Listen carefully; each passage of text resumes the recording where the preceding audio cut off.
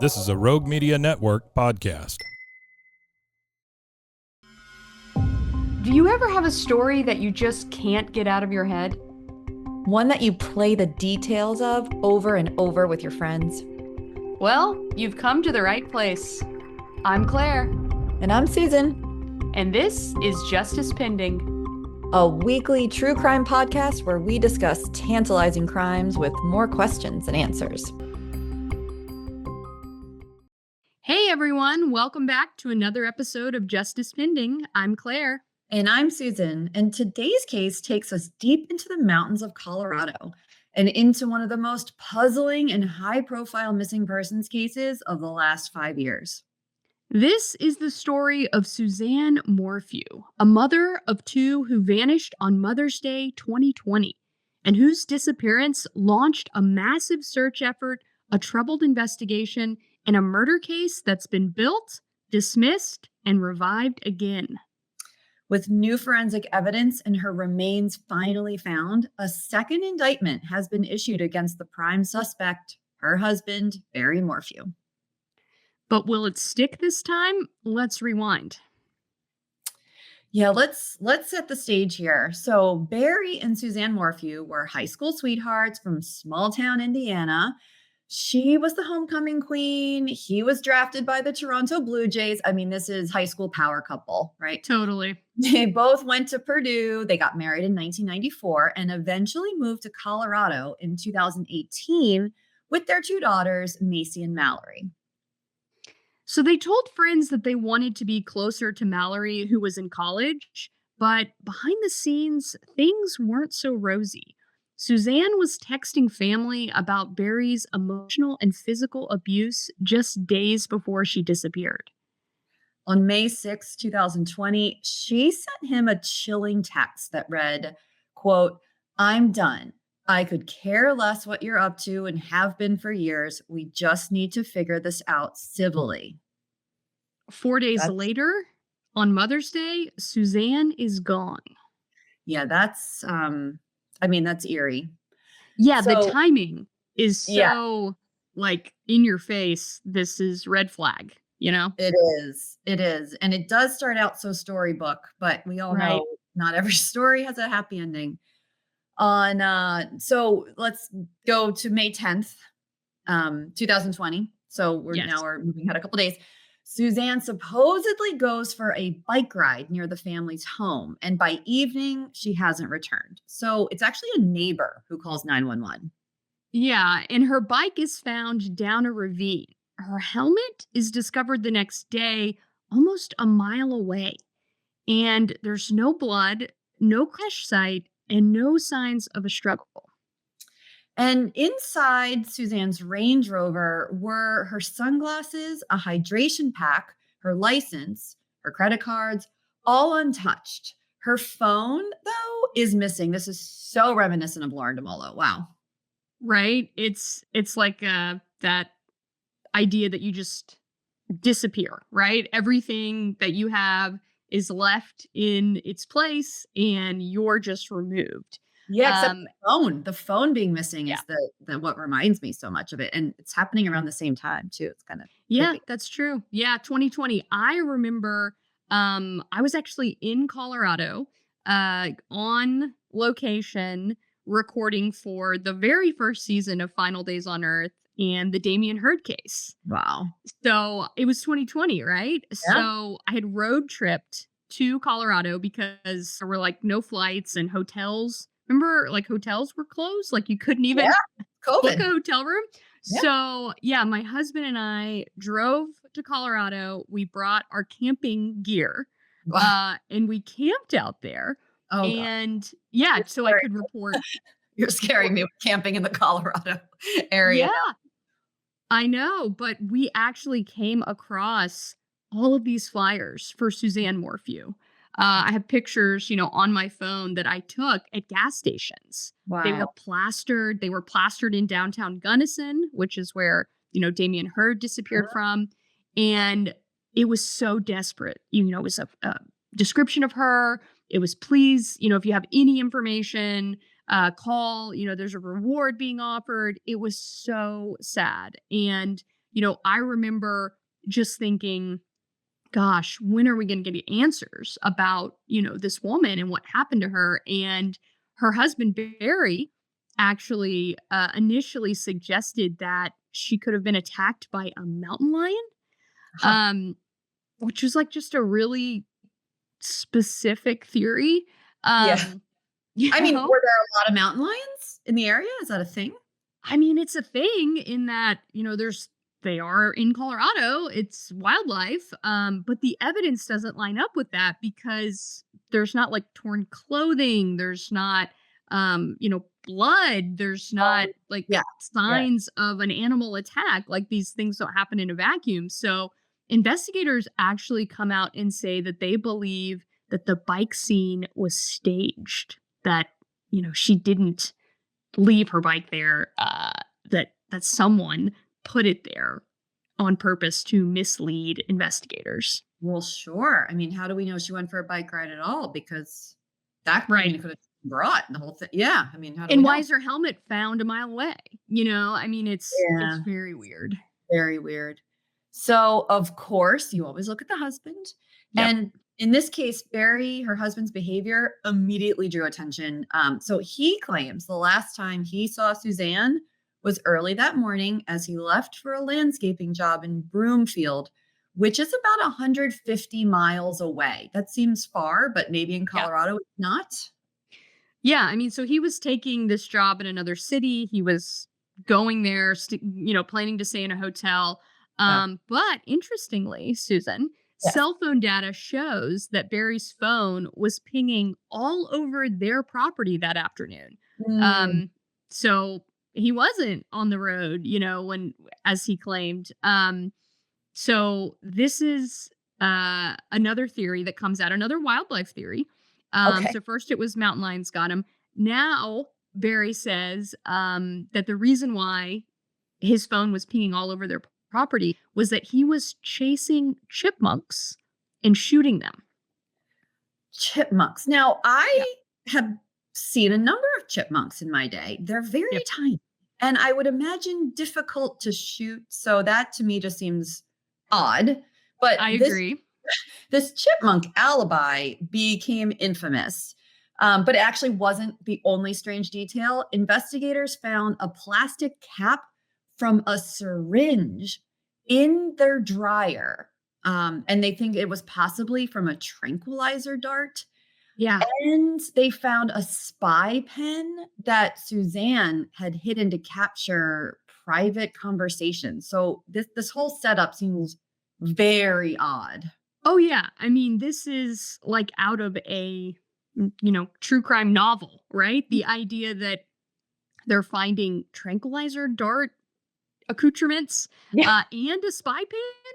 Like this is a little over the top in terms of unusual evidence. Like whenever you go into the house where someone's disappeared from, you're expecting to find like laptops, iPads, things that are in most people's homes, but a tranquilizer dart, a spy pin. All right, my 9-year-old son has a spy pin, but Okay, I look out, Claire. I know, right? I don't think it's that normal for adults to keep them, right? Agree. So And how, by the way, how do we know that it was Suzanne's? I mean, that would only have been told to investigators, right? Like so they're I saying, think yeah, I think it was the conversations that were on it whenever they like I see. listened to them, they realized, oh, it's her conversations, like that she's recording. So the pin would eventually reveal that Suzanne was having a secret affair with a man named Jeff. Their Hmm. relationship, according to texts, was loving and also very intense. They'd even talked about like running away together, moving to another country. Had a very hot and heavy relationship. They were actually like meeting up all over the country under the guise of, other reasons for these trips. And they had some pretty steamy text messages that have become public record. Always text like someone's going to read it in court one day, Susan. Yeah, I believe me, I do. Listen, Yep. can't be too careful. So I still am having a little bit of an issue with the fact that she was using the spy pen to record her own conversations. Wouldn't that be damning if her husband Barry found it, or was she I recording know. it to hold something over Jeff? I mean, this just seems very odd. I agree. I agree. But yeah, that's what the evidence shows. But it is strange. It is strange. Okay, so May 9th. So let's go back one day, the day before Suzanne vanished. She and Jeff exchanged 59 messages. That's a busy day. Yeah. And that afternoon, Barry, who she's married to, texted Right. that he was headed home. Very normal husband wife, I guess, text. Hmm. But Suzanne didn't respond to that one. Yeah. So soon after that text, Barry's phone starts pinging erratically. This is, from investigators' reports. So Mhm. they're wondering after he got home, his phone's moving all over the place. Then it goes into airplane mode for nearly 8 hours from Hmm. 2:47 p.m. to 10:17 p.m. So this is, one of those things that a lot of times criminals think, well, with my phone, I can eliminate being tracked by turning it off. But actually, what that does is it creates this really unusual activity in that your phone went into airplane mode or was turned off for a lengthy period of time. And lo and behold, that's the time when the crime occurred. Suddenly that's almost as suspicious as, the phone pinging from, the body dump site or, something like that. But it is noted that his phone was turned off for that 8-hour period. And it's not like it's overnight. Some people might put their phone on airplane mode to sleep, but this is a strange time right after he said he was headed home. So, they also have another way in these modern times to track people, not just your cell phone, but also your vehicle. So if you've bought a vehicle anytime in like the last, gosh, probably 5-10 years, Mhm. it has a computer inside of it and it can tell people what you were doing when you were doing it, where you were. And so Barry's truck records that he's backing up toward the house around 9:30 p.m. with his cell phone turned in airplane mode and backing up 96 feet toward a house. And so that's a really long distance. And investigators have hypothesized that he could have been loading Suzanne's body into his truck at that time. Wow. I Yeah. mean, yeah, I guess he thought he was being clever, whatever he was loading or whatever he was doing. But yeah, Yeah. that does seem that's going to raise a few eyebrows there. And this is after the alleged chipmunk hunt, right? Right. Yeah. Right. So Right. what else, yeah, could you be hunting By the around your way, house? Yeah. I mean, chipmunk, like the moment you fire that first thing, aren't all the chipmunks going to scatter? I mean, this whole thing You know, doesn't make I don't have any chipmunk hunting anecdotes to share, but I will say that in Texas and Louisiana, where my people are from, they do hunt squirrels. Not for meat, but because they're a sense. nuisance, because they're I pests. see. Yeah, yeah. Yeah, It because just seems they, like one shot and you might have handled it for a minute or so, not. But, yeah, so yeah, okay, so that's odd, and that's yep, something that's a red flag. So, yep. again, more red flags the next morning, which happens to be Mother's Day. This is when Barry claims that he leaves around 5 a.m. for Broomfield, which remember is Okay. 150 miles away. But back to your vehicle computer data, that shows that the truck doors opened around 3:30 a.m. and for 4 hours between 4 and 8 a.m. there's a gap in the vehicle's movement data.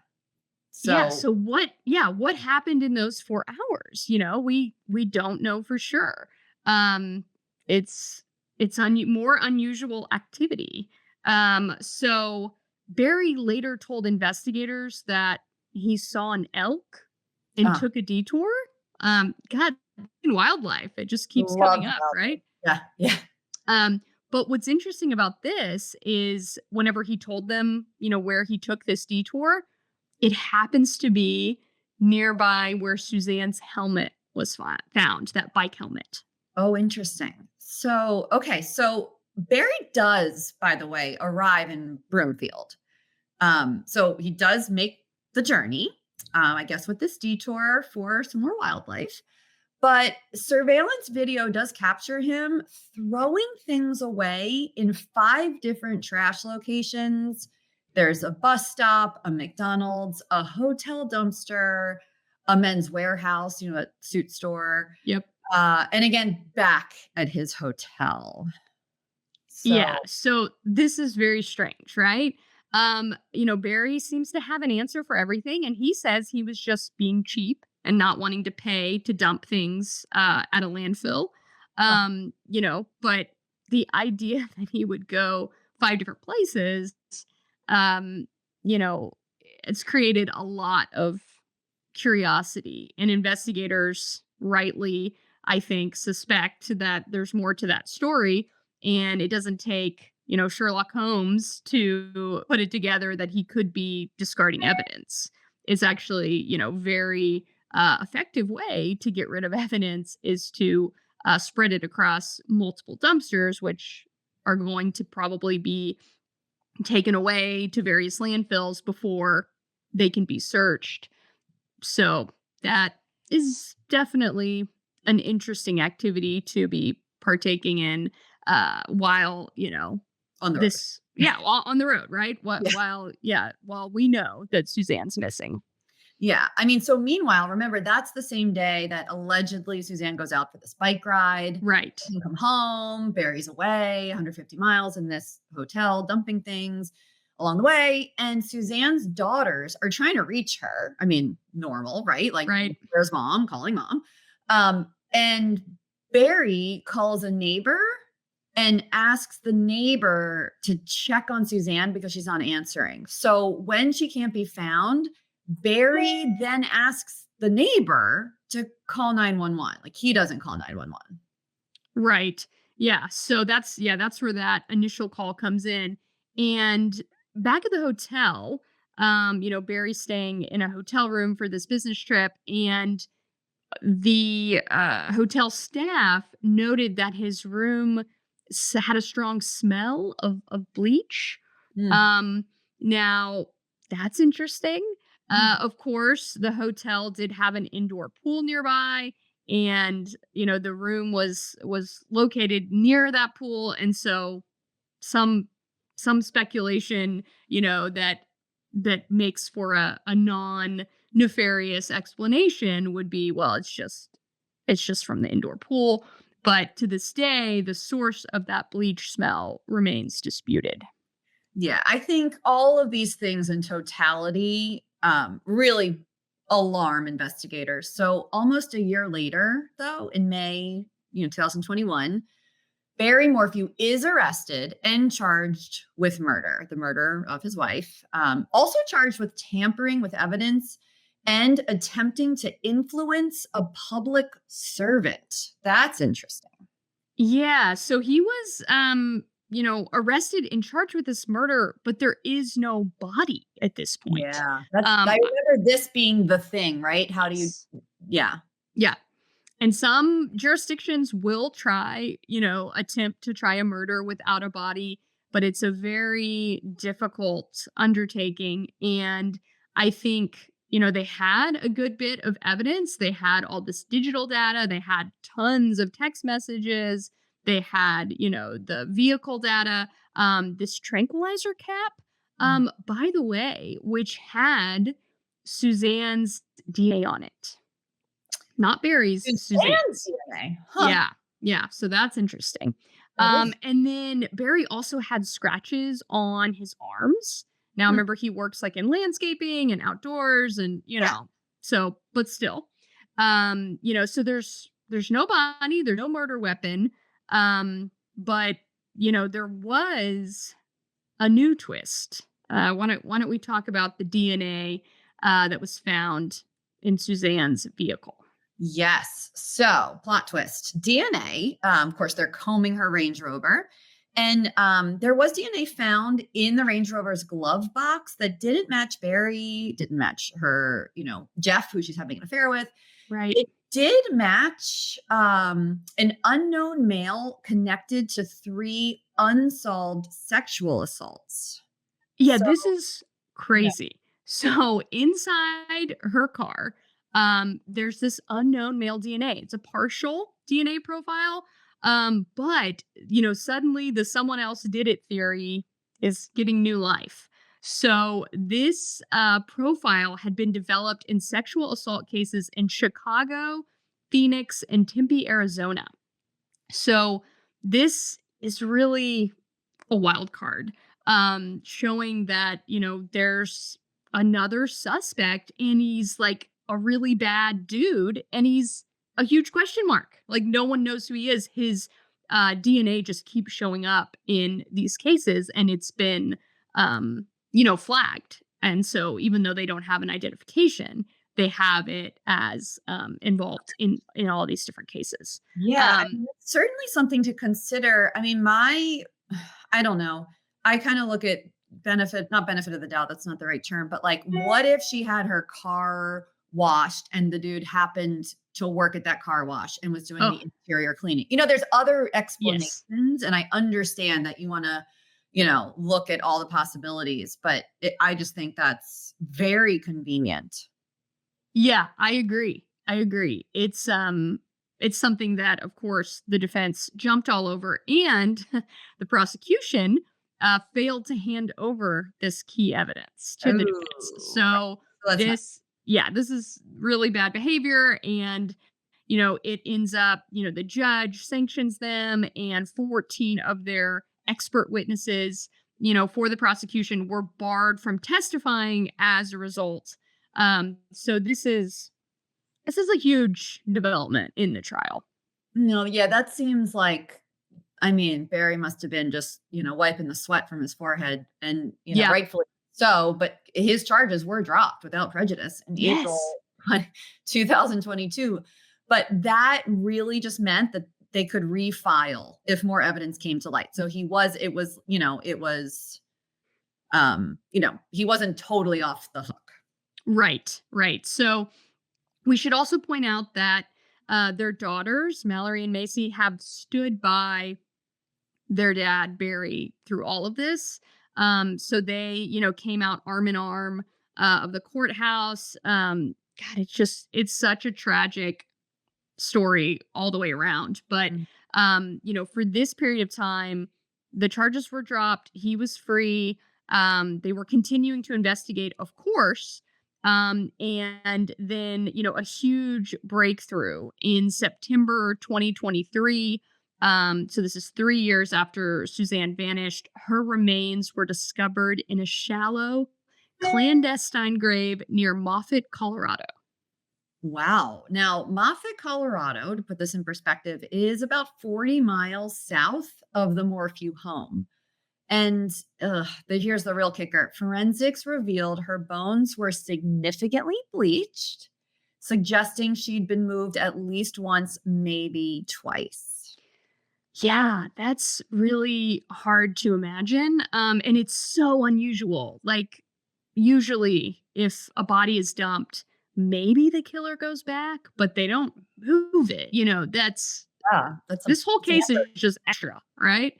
Mhm. Um, so they were able to do some tests to her remains, and in her bone marrow, they actually found a tranquilizer compound that's called BAM, and it's made up of 3 chemicals, and it's used by wildlife hunters to sedate large animals.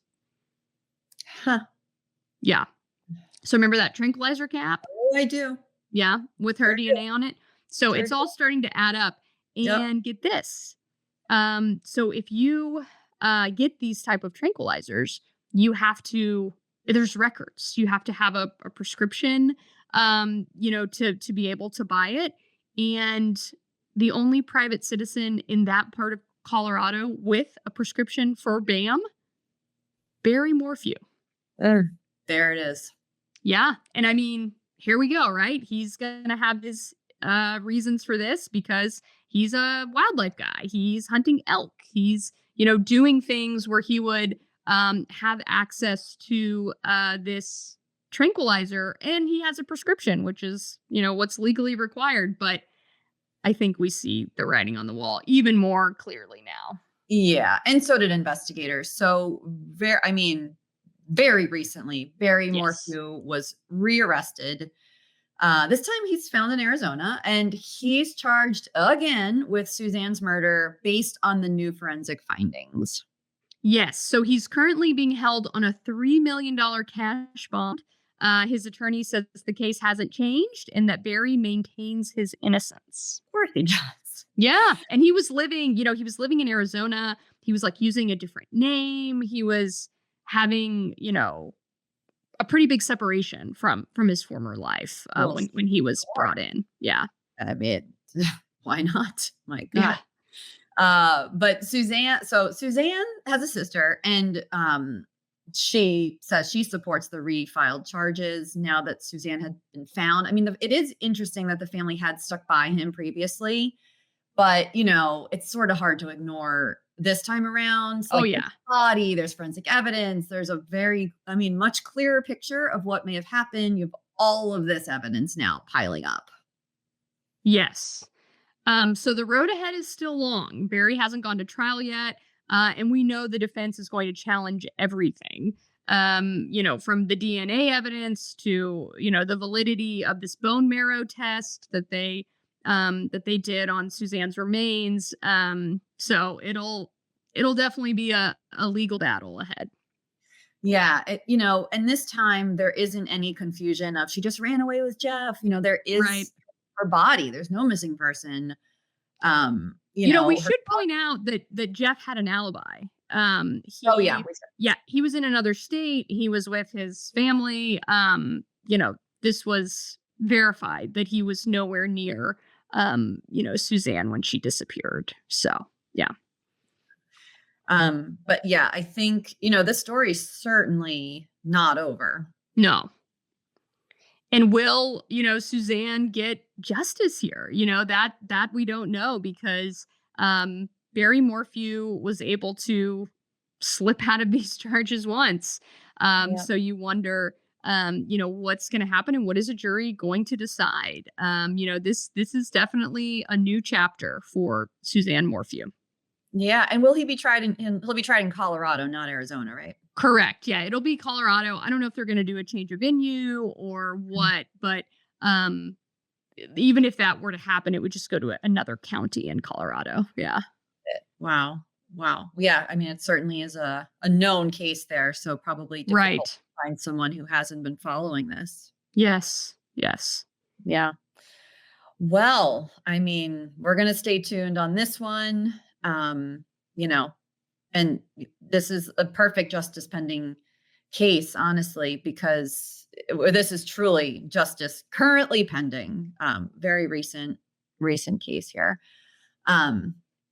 So, thank you for listening to this. We are going to keep you updated. And if you have a case that keeps you up at night, that you've always wondered what happened, that you think is totally waiting for justice to happen, you can go on our website and leave us a note at justicepending.com.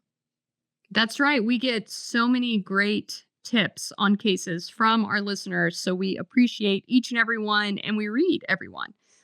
So we'll be keeping track of Barry Morphew's court proceedings, and we'll update you with any new developments. But until then, stay curious, stay compassionate, and stay tuned. Justice Pending is recorded in Dallas, Texas for Rebel Studios. It's hosted by me, Claire Sanamaw, and Susan Passoni. Our theme music is Bending Truth, licensed at premiumbeat.com. We appreciate all listener feedback. Leave a review wherever you're listening right now, and we might read it on the air.